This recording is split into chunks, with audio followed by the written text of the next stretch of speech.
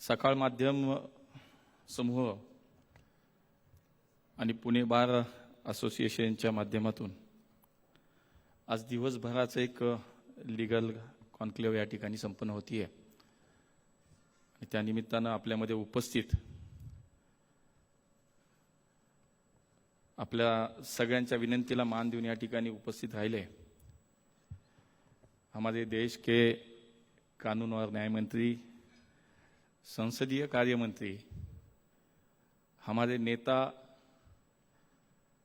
और पिछले कई सालों से भारतीय जनता पार्टी के माध्यम से पूरे देश भर जिन्होंने अपना योगदान दिया, ऐसे आदरणीय अर्जुन जी मेघवाल साहब, आपका इस पुणे नगरी में छत्रपति शिवाजी महाराज की भूमि में, लोकमान्य तिलक की भूमि में, महात्मा ज्योतिराव फुले के इस शिक्षा की भूमि में मैं हृदय से आपका स्वागत करता हूं। समस्त पुणे वासियों की ओर से मैं आपको यहाँ धन्यवाद देना चाहूँगा कि केवल एक विनती पे हमारे हेमंत जी ने केवल एक विनती आपसे की और तुरंत आपने यहाँ आने का जो मान्य किया। हमारा सौभाग्य है कि इस पुणे नगरी में आप यहाँ पधारे। मैं फिर से आपका हृदय से स्वागत करता हूं। या कार्यक्रमाच्या निमित्तानं व्यासपीठावरती अनेक मान्यवर उपस्थित आहेत। आपल्या विधानसभेचे उपाध्यक्ष माननीय अण्णा बनसोडेजी, माननीय उदय सर, महेंद्रजी पिसाळ, आपले अध्यक्ष, खरं तर 3-4 महिन्यापूर्वी ज्यांनी कार्यभार स्वीकारला आणि त्यानंतर या पुण्यातल्या बार असोसिएशनच्या विषयामध्ये अगदी मनापासून काम करणारा आणि स्वतःला झोकून देणारा व्यक्तिमत्व मी जे पाहतो की खूप काम करतात, सातत्यानं बार असोसिएशनच्या विषयामध्ये काही ना काहीतरी करायची ज्यांची जिद्द आहे, प्रयत्न आहेत, असे माझे मित्र हेमंतजी झंजाड, राजेंद्रजी उमाप, माननीय हर्षदजी, सम्राट सर, समोरही खूप लोक या शहरातली मान्यवर मंडळी बसलेत। आमचे जैन सर बसलेत या ठिकाणी, आमचे तात्यासाहेब शेळके बसलेत, अमरजी साबळे आहेत, आमचे आमदार बापूसाहेब पठारे आहेत, एनडी सर आपण बसलाय, मागे आमचे किशोर शिंदे, खूप 25-50 नावं तर पुढची घेऊ शकेल पण नको, तेवढा वेळ नाही आपल्याकडे। त्यामुळे उपस्थित आपण सगळेच या कार्यक्रमाला उपस्थित मान्यवर, खरं तर आजच्या विषयावरती बोलायला योग्य व्यक्ती आपल्यामध्ये आली आहे। त्यामुळे कायदा आणि याच्यातल्या संदर्भातल्या विषयामध्ये मी जास्त या ठिकाणी बोलणं संयुक्तिक नाही, आपण सगळे त्यांना ऐकायला आलाय। मी तर रोजच इथं पाणी, ड्रेनेज, रस्त्यावरती आपल्यामध्ये बोलतच असतो। त्यामुळे एक महत्त्वाचा विषय आपल्यासाठी आहे आणि त्याच्यासाठी अर्जुनजी आपल्यामध्ये आलेत। खरं तर पुणे हे विद्येचं माहेरघर समजलं जातं। या राज्याची सांस्कृतिक राजधानी म्हणजे पुणे आहे। त्यामुळे पुण्याला अनेक विशेषणं लागू होतात, अनेक वैशिष्ट्य आपल्या शहराची आहेत की देशभरामध्ये, जगभरामध्ये आम्ही वेगळ्या अर्थानं या शहराचं आपलं एक स्थान आहे।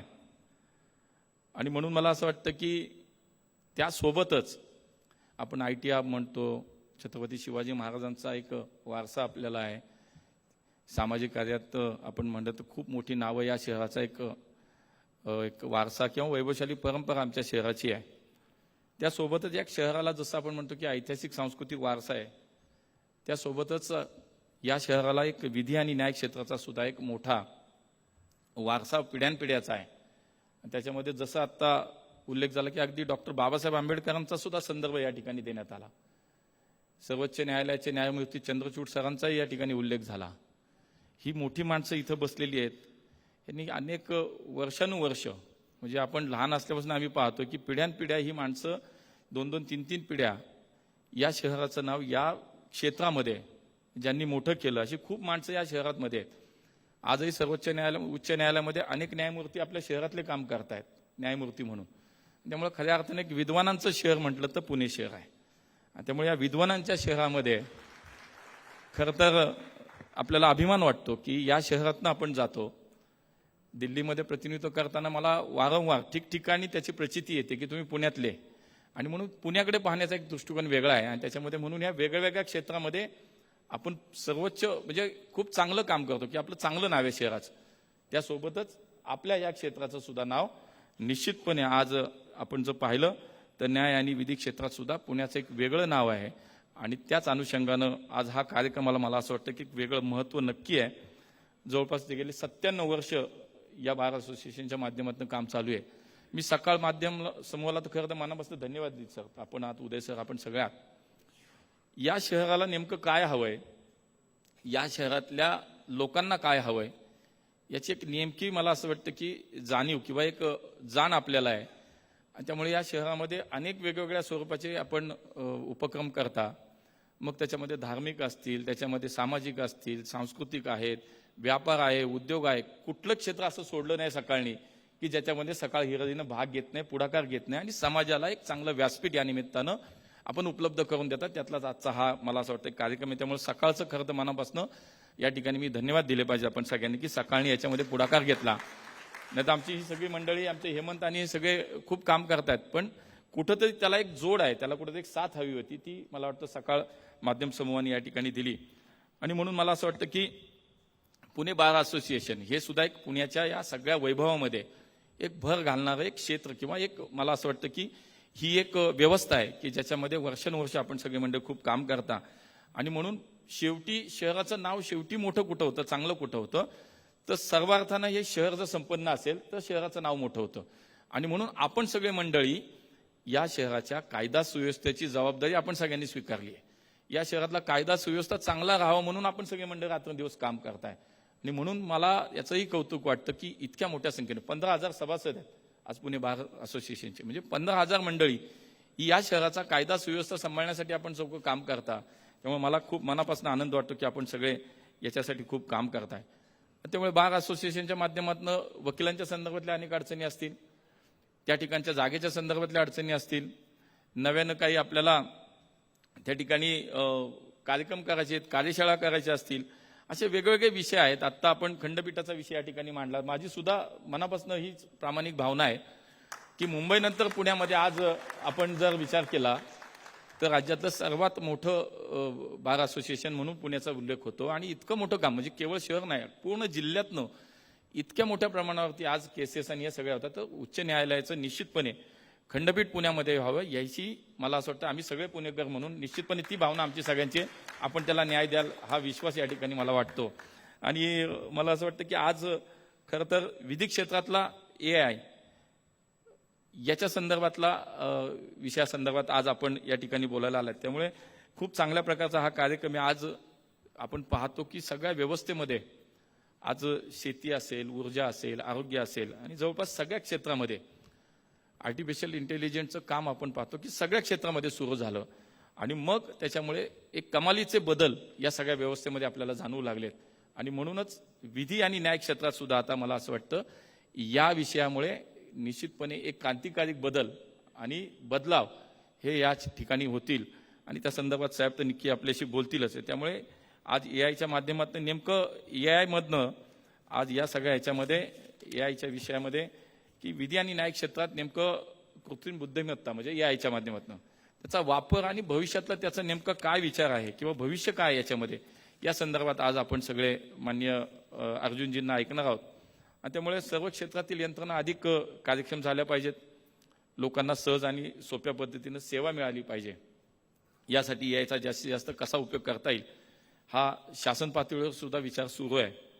माननीय पंतप्रधान नरेंद्र मोदीजी हे AI तंत्रज्ञानाच्या लोकशाहीकरण व्हावे या सगळ्या क्षेत्राचं आणि म्हणून यासाठी खूप आग्रही आहेत. आणि प्रत्येक क्षेत्रामध्ये स्वतः माननीय मोदीजी या विषयामध्ये पुढाकार घेताना दिसतात. विदेशात सुद्धा कुठल्याही देशात गेले तरी आपण पाहतो की AIच्या विषयामध्ये आम्ही मागे नाही आहोत, आम्ही त्याच्यात सोबत आहोत, आम्ही पुढे आहोत. हीच एक मला असं वाटतं की एक भावना घेऊन ते जगभरात प्रवास करताना कुठे जिथे जिथे जाणवतं आपल्या तिथे ते आपण पाहायला आपल्याला सगळ्यांना मिळतं. आणि त्यामुळे माननीय मोदीजी, पंतप्रधान माननीय नरेंद्र मोदी यांची AI फॉर ऑल ही संकल्पना आज देशभरामध्ये गती घेत आहे. रिस्पॉन्सिबल AI फॉर यूथ हा AIच्या मदतीने तरुणांमध्ये कौशल्य विकसित करण्यासाठी केंद्र सरकारचा एक प्रकल्प सुद्धा आज सुरू आहे. भारत आणि अमेरिका संयुक्तरित्या AI मॉडेल विकसित करत आहेत, ज्यामुळे शेती, ऊर्जा आणि आरोग्यासारख्या अनेक क्षेत्रामध्ये अनेक समस्यावरती AI त्या माध्यमातून उपाय शोधले जातील. आपलं राज्य याच्यामध्ये कुठे मागे नाही. बघा, AIचा उपयोग करून लोकांना शासकीय सेवा अधिक जलद गतीने मिळाव्यात, या उद्देशाने नागपूरमध्ये IBM सोबत AIचे सेंटर उभे करण्याचा निर्णय सुद्धा माननीय देवेंद्रजींच्या सरकारने घेतलेला आहे. एकूणच मला असं वाटतं की AI संबंधी संशोधन आणि विकास याबाबत सकारात्मक परिस्थिती असताना याचा योग्य वापर, त्यातील धोके, त्यासाठीची काळजी या गोष्टींची चर्चा सुद्धा तितकीच महत्त्वाची आहे. आणि म्हणून विधी आणि न्याय क्षेत्रात जेव्हा AIचा विषय येतो तेव्हा सकारात्मक आणि नकारात्मक या दोन्ही बाजूंनी त्याचा निश्चितपणे पुढच्या काळामध्ये आपल्याला विचार करावा लागेल. आज आपण जर पाहिलं तर ChatGPT प्रत्येकाच्या मोबाईलमध्ये आपण काही माहिती पाहिजे असली की ChatGPT ओपन करतो. ChatGPTवरती एखादा किचकट कायदा टाकला आणि त्या कायद्याचे जर एका वर्षाच्या मुलाला जसे समजावून सांगतो तसा कायदा मला समजावून सांग असं प्रॉम्प्ट दिला तर किचकट वाटणारी गोष्ट सुद्धा 2 मिनिटाच्या आतमध्ये आपल्याला स्क्रीनवरती येते. म्हणजे मी इथे येताना सुद्धा सरांचं तर मी खूप त्यांना अनेक वर्षापासून ओळखतो, आपले नेते आहेत आमचे म्हणून, पण शेवटी त्यांच्याबद्दलची थोडी माहिती हवी म्हणून मी पण येताना GPT चॅटच ओपन केलं गाडीत बसून शेजारी बसलो. म्हटलं थोडी माहिती चुकली तर गडबड नको व्हायला म्हणून ते सुद्धा म्हणजे इतका AIचा प्रभाव आपल्या रोजच्या जीवन याच्यामध्ये शैलीमध्ये आज आपल्याला जाणवतो. आणि त्यामुळे मला असं वाटतं की एक हजारो पानांचा दस्तऐवज डॉक्युमेंट AI काही सेकंदात वाचून आपल्याला या ठिकाणी मला असं वाटतं मुद्दे काढून देतं. अनेक राष्ट्रीय आंतरराष्ट्रीय कंपन्या आता AIच्या contract life cycle management and litigation मॅनेजमेंटसाठी प्रभावी आज उपयोगासाठी ठरत आहेत. त्यामुळे विधी क्षेत्रात AIचा वापरामुळे निश्चितपणे पुढच्या काळात कार्यक्षमता वाढेल, वेळही वाचेल, याच्यामध्ये कुठेही शंका नाही. पण AIच्या मर्यादा किंवा दुसरी बाजू सुद्धा निश्चितपणे आपल्याला समजावून घ्यावी लागेल. AI हे आपलं साधन आहे, पर्याय नाही, हे सुद्धा मला असं वाटतं सगळ्यात महत्त्वाचं आहे. न्याय हा तांत्रिक गोष्टीसोबत भावनिक आणि नैतिकतेचा सुद्धा विषय आहे. AI माहिती देईल, समजावून सांगेल, पण निवाडा माणसांनाच करावा लागेल. त्यामुळे वकील आणि इतर संबंधित लोकांना शेवटी काही झालं तरी पर्याय नाही. आणि म्हणून मला असं वाटतं की आज हा अत्यंत चांगला कार्यक्रम पुण्यामध्ये होतोय. आणि आज आमच्या भारत सरकारचे कायदा मंत्री या ठिकाणी पुण्यामध्ये आलेत. पुण्याविषयी त्यांना विशेष लगाव है. पुणे के बारे में आपको जो विशेष लगाव है मैं मराठी में बता दूंगा आप सबको, क्योंकि मेरी हिंदी में थोड़ी गड़बड़ हो जाएगी तो कल वो फ्रंट पेज पे न्यूज़ हो जाएगी. हाँ, तो मुझे लगता है कि पुणे के बारे में एक विशेष प्रेम है. जो आप बोलने लगेंगे ना तो आप सबके समझ में आएगा कि पुणे के बारे में कितनी जानकारी वो रखते हैं और उनको पुणे में आने का मौका चाहिए था जो हमारे हेमंत ने दे दिया. तो मुझे लगता है कि फिर एक बार हृदय से आपका यहाँ पे स्वागत करता हूँ. पुणे वासी तो बड़े वैसे ही हर किसी का स्वागत दिल से नहीं करते, लेकिन आपका बहुत दिल से फिर भी एक स्वागत यहाँ पे हम करते हैं. बहुत बहुत आपको यहाँ आप पधारे, आपका स्वागत है. खूप खूप मनापासून शुभेच्छा. खूप चांगल्या प्रकारचे एक इनिशिएटिव्ह आपण या क्षेत्रामध्ये आज AIच्या संदर्भात या आपल्या क्षेत्रामध्ये काय नेमकी स्थिती आहे, भविष्यात काय काम करावं लागेल याचा विचार आपण केला. हा विचारच खूप मोठा आहे. मला असं वाटतं की वेळेसोबत चालायचं आहे. आज जगासोबत चालायचा विचार या पुण्यामध्ये. शेवटी पुणे तिथे काय होणे आपण करतो ते जग करतं. त्यामुळे पुण्यात पहिलं झालं किंवा पुण्यात सुरुवात चांगली केली त्याबद्दल अभिनंदन. खूप खूप धन्यवाद. जय हिंद, जय महाराष्ट्र. देश विदेशातील प्रत्येक घडामोडींचे लाईव्ह अपडेट मिळवण्यासाठी आता साम टीव्हीच्या सर्व सोशल मीडिया प्लॅटफॉर्मला लाईक, फॉलो आणि सबस्क्राईब करा. तसंच सर्व नोटिफिकेशनसाठी बेल आयकॉन प्रेस करायला विसरू नका.